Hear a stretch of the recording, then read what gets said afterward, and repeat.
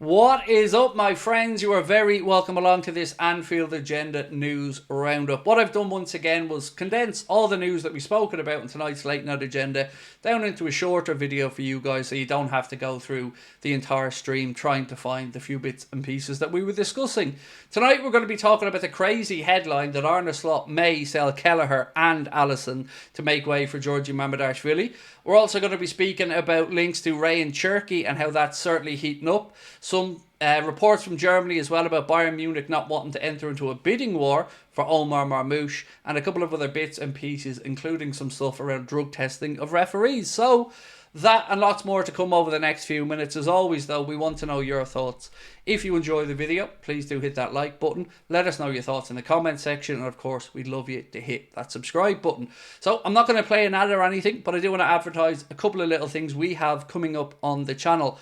Tomorrow morning, a video is going to come out with myself and Darren McAnthony, Peterborough United chairman, Liverpool fan and all-around top bloke, where we're speaking about Liverpool, Arne Slot, the transfer situation and lots more. So would appreciate your feedback on that. It'll also be out on all the podcast platforms as well. And I hope that you guys had a chance to check out our interview earlier on with David Lynch, where we talked about the contract situations, the January transfer window, and who's to blame on the lack of movement on these contract situations. That and lots more. I also put up a video today on the Red Mist podcast channel, so if you do get a chance, please check that out. Right, let's start off with this crazy story from TBR Football that said Arne Slot is willing to sell Alisson Becker and Caoimhín Kelleher next summer when Mamardashvili joins the club.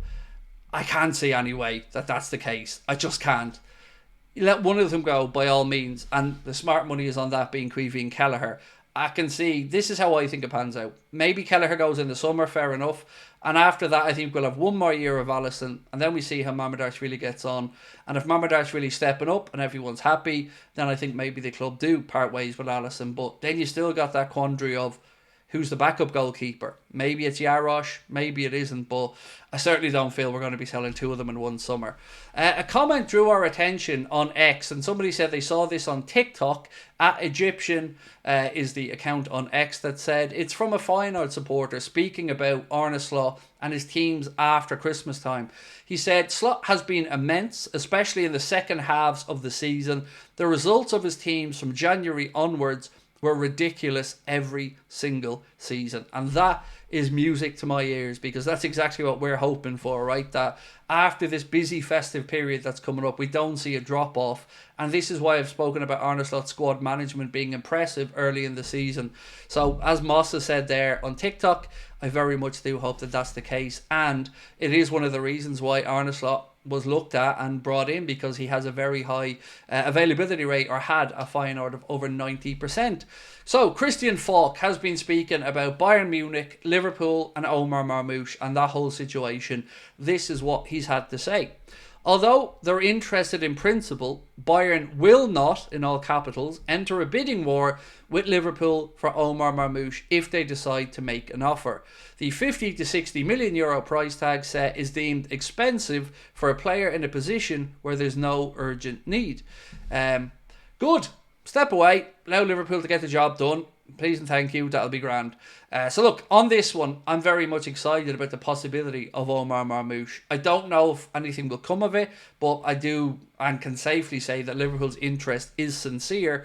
Whether that interest ends up in a bid or not, I guess we're probably going to find out in the summer. I don't think it'll be January, unless maybe our hand is forced with a Bayern offer or something, but I think if it is to happen, it's most likely going to be next summer.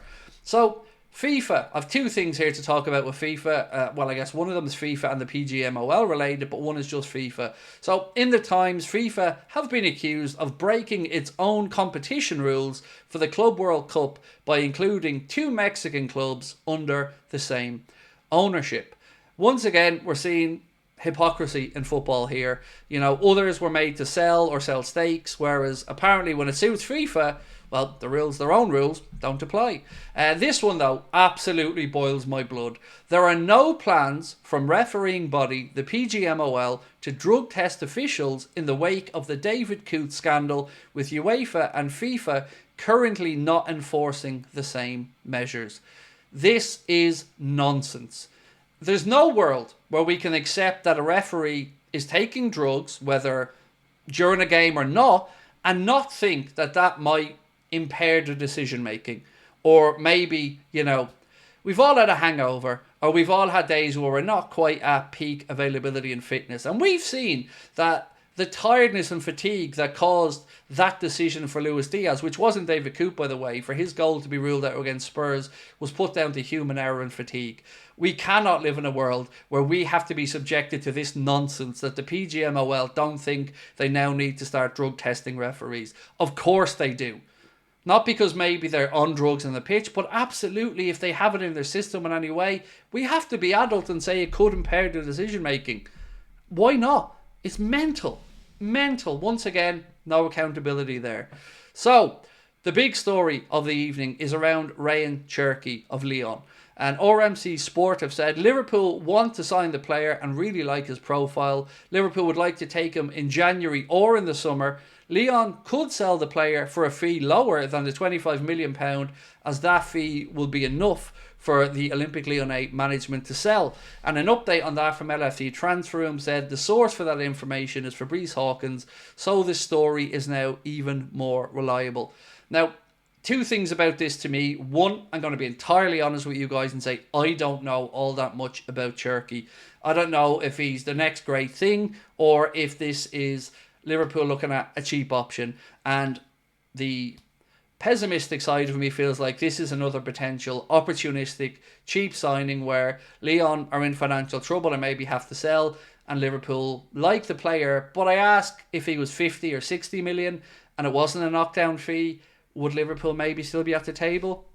I don't know, but I also don't know how good Cherki is. So, with that in mind, I need you guys to help me out. I know there's a lot of you boys and girls out there who watch far more French football than I do. So, Rayan Cherki, the next great thing, an absolute bargain, or unsure on it. For me, I'm sold on Omar Marmoush, but I'm also open to whoever Arne Slot wants. But I do need your help on this one because, truthfully, I don't know very much about Cherki at all, other than he's a good age profile.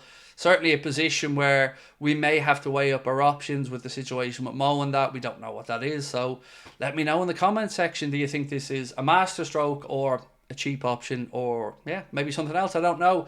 So that is pretty much it from me this evening, my friends. Thank you to everyone that joined us on the stream as well. Keep an eye out for that video dropping tomorrow, and of course on the podcast apps as well. It really is an interesting chat between myself and Mr. Darren McAnthony, who I always have great time for, as he's a fellow Irishman and a Liverpool fan. So I'll be back at 8:45 tomorrow with the late night agenda, and of course we'll then start looking ahead to the game against Southampton coming up this Sunday. 2 p.m. kickoff for that one, by the way, just in case you've forgotten. And we'll be of course live for a watch along and match reaction and everything in between. We'll talk to you tomorrow. Much love. Bye bye.